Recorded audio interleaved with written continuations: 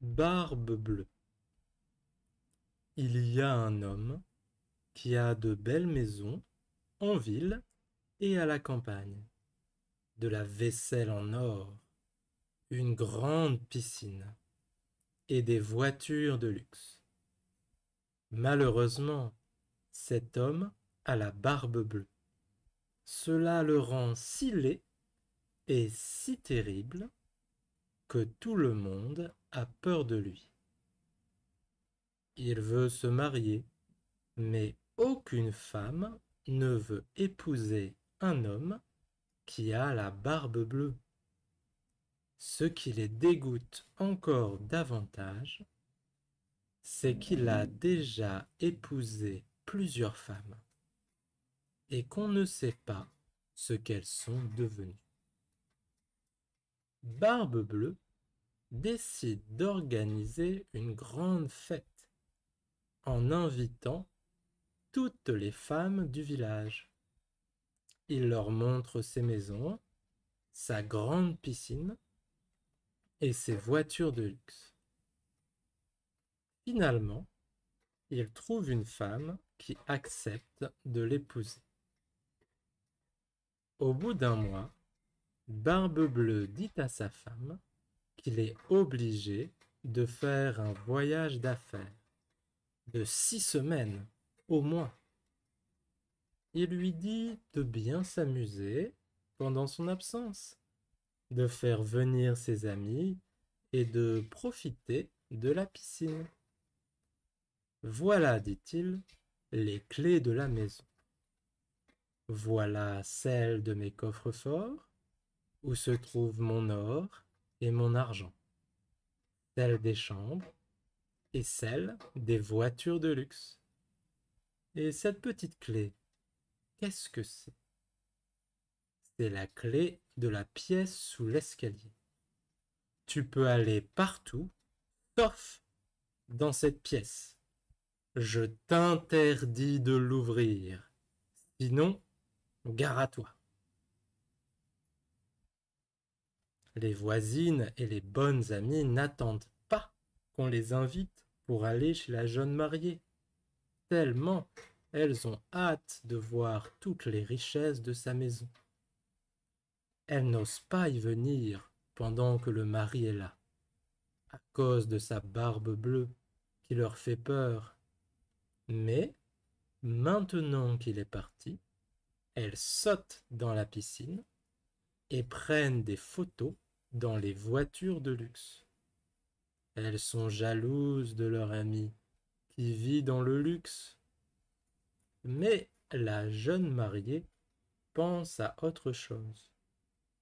Qu'est-ce qu'il peut y avoir dans la petite pièce sous l'escalier?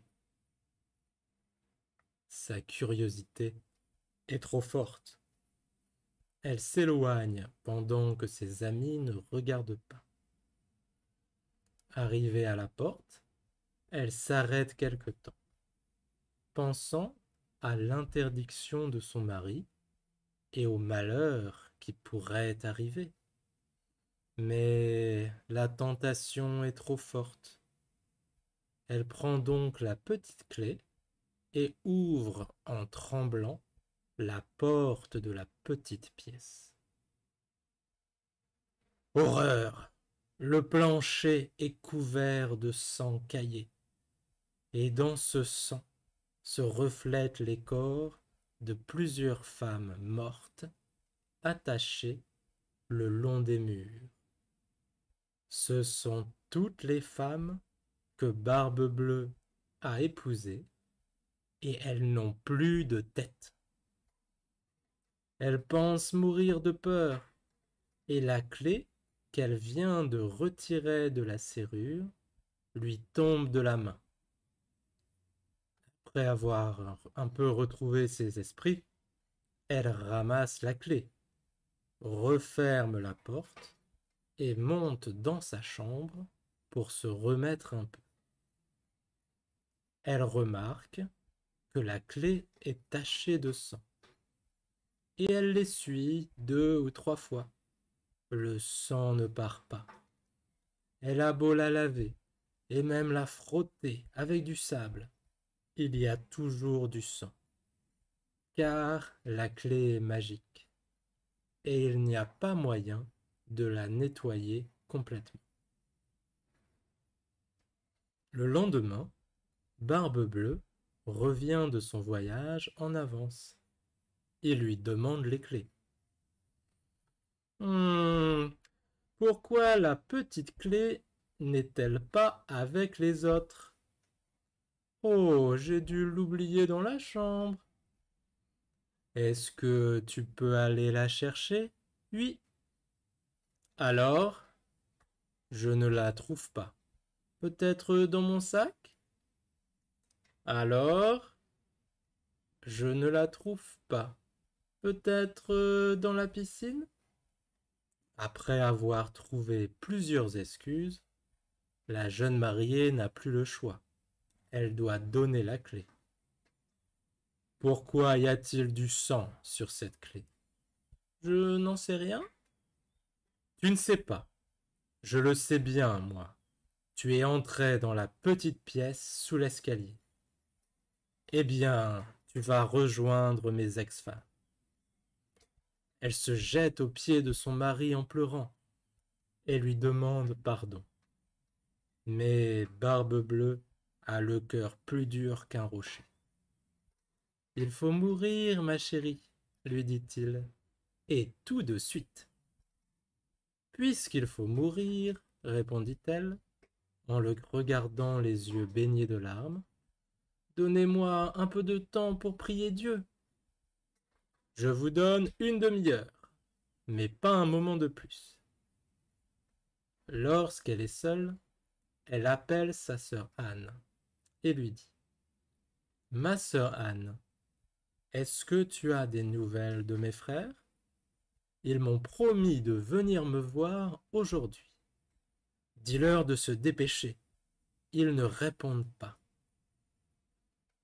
Pendant ce temps, Barbe-Bleue aiguise son grand couteau à viande. Il appelle sa femme.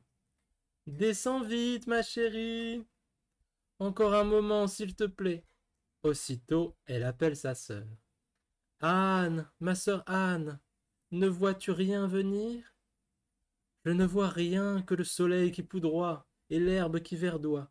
Et mes frères? Ils ne répondent pas. Barbe-Bleue s'impatiente. Chérie, j'arrive.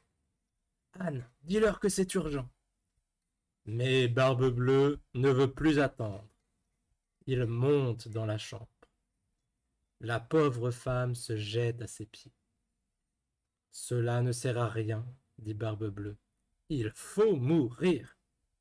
Puis, la prenant d'une main par les cheveux et de l'autre levant le couteau en l'air, il va lui couper la tête. Et, levant son bras, toc toc toc. À ce moment, quelqu'un frappe si fort à la porte que Barbe-Bleue s'arrête tout net.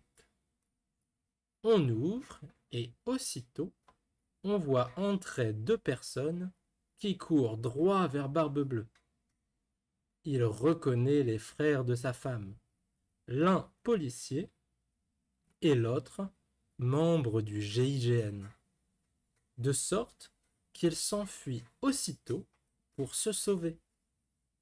Mais les deux frères le poursuivent de si près qu'ils l'attrapent avant qu'il puisse gagner le perron. Ils lui passent les menottes et l'emmènent en prison. Après ça, la jeune mariée demande le divorce. Elle gagne son procès et garde tous les biens de Barbe-Bleue. Elle donne les voitures de luxe à ses frères pour les remercier et vit heureuse dans une grande maison jusqu'à la fin de ses jours. Abonnez-vous!